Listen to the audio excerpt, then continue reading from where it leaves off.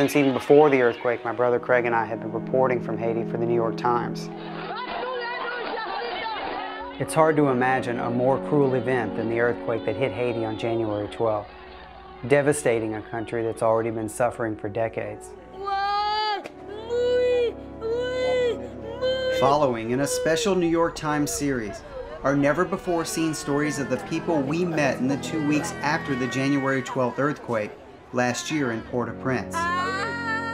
People struggling with chaos and suffering, to be sure, but also stories of incredible acts of kindness. I give her what I have, what I got. And stories of sacrifice, heroism, and survival.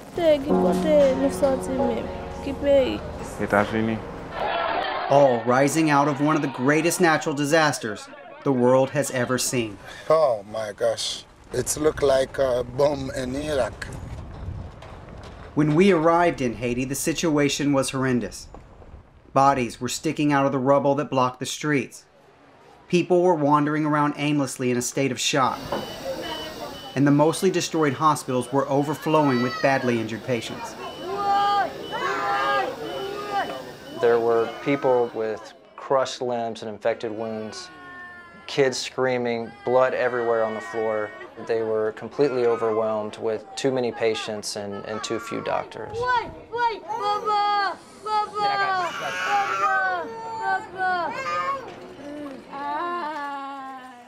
Okay, could I have peroxide and gauze? At the General Hospital in Port-au-Prince, we met a volunteer American doctor named Mitchell Schuster, who even for a seasoned veteran, was shocked by the conditions he faced.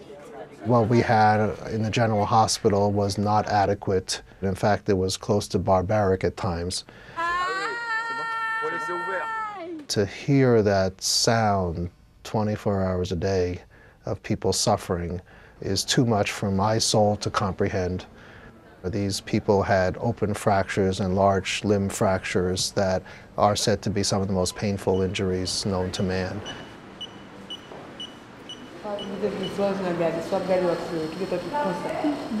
There were 100 to 200 amputations that seemed to occur over the next 48 to 72 hours, 24 hours a day nonstop.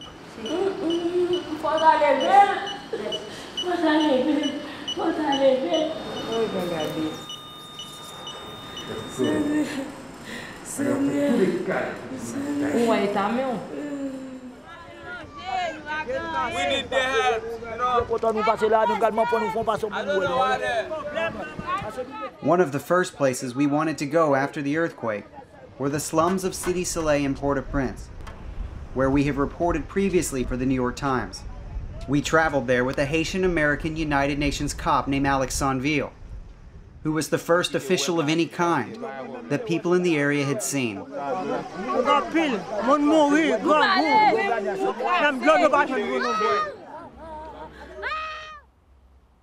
You try to help, but how much can you do because you don't have all the ingredients in your hand? Son seul monde qui parle avec, pas parler avec tout le monde. OK? Nous pas aucun monde qui passe bon côté nous même qui ministre de nous là. Par les présidentiels crasé. Pas gain ça encore. C'est petit à petit comme d'a dit. So ouais c'est pour un bagage qui facile. Ça passe les. Bloc qui tombe sur lui. That's one thing I can stand to watch a kid suffering, you know. But I did my best. I tried to help the one that I can and the one that needed the most. You feel a deep sense of sadness, you know. Qui ça qu'a fait mal là? Okay, his leg is hurting him. You know. I'll tell you, this is the first time I've seen such event. Just watching those amputees, the amount of amputees here at the hospital and other places, you know, it's really hard.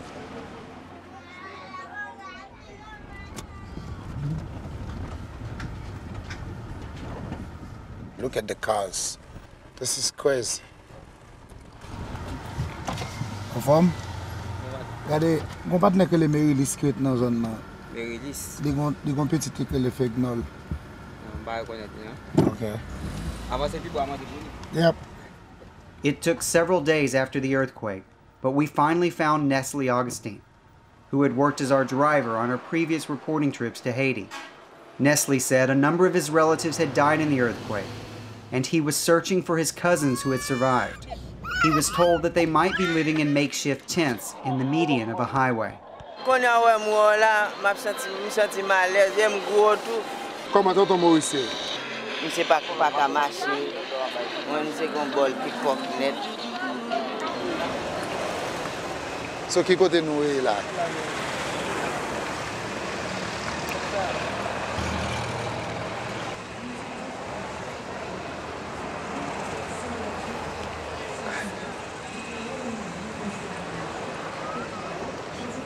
Combien de monde qui dorment là? 11. Ben mon chan va Haiti mon yo. Mon chan va Haiti mon yo man. Côté monde qui avec yo, côté monde qui avec yo. Poussez mouche pour yo. Et ça dommage? Oui. Oh my God. This one cannot work.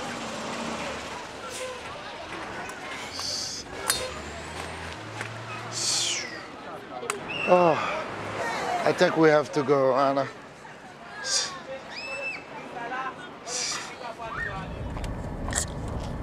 Oh my God. I don't know what to say.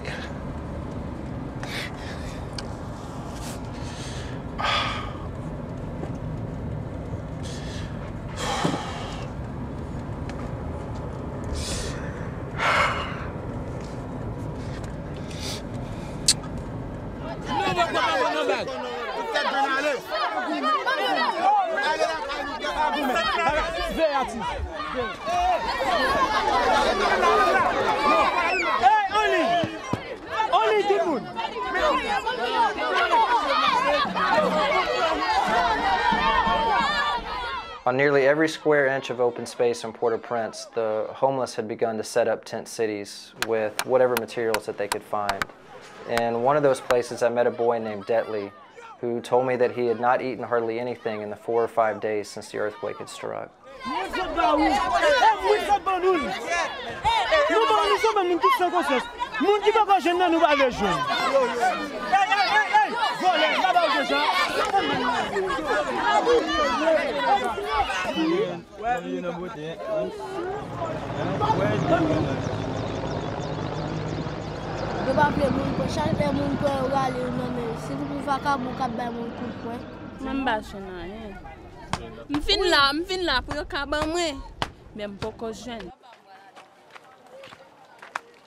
Detley's parents died in the earthquake, and a surviving aunt was struggling to feed him and his younger brother on her own.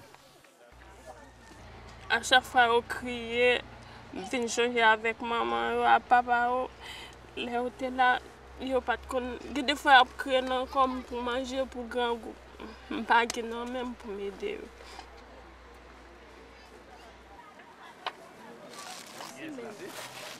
Je fais ça va sur les mains.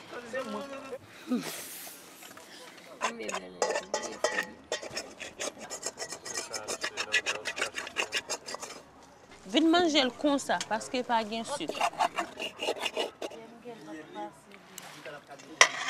Elle est comme un bon. Là tu es la carotte qui s'était qu'on manger avant cyclone là. Moi t'es qu'on manger un fil bagage, moi t'es qu'on manger petit boubou, moi t'es qu'on manger du ça, moi t'es qu'on manger maï moulin, moi t'es manger maï moulin, moi t'es manger du riz, banane avec pomme, avec l'autre fruit. Après des bons Dieu qui les pour acheter dans misère ça. Pour m'aller tamia les finir un petit monde là même encore. À chaque fois moi j'étais me sentir bouleversé. Brent and Craig Renault, reporting for the New York Times, Port-au-Prince, Haiti.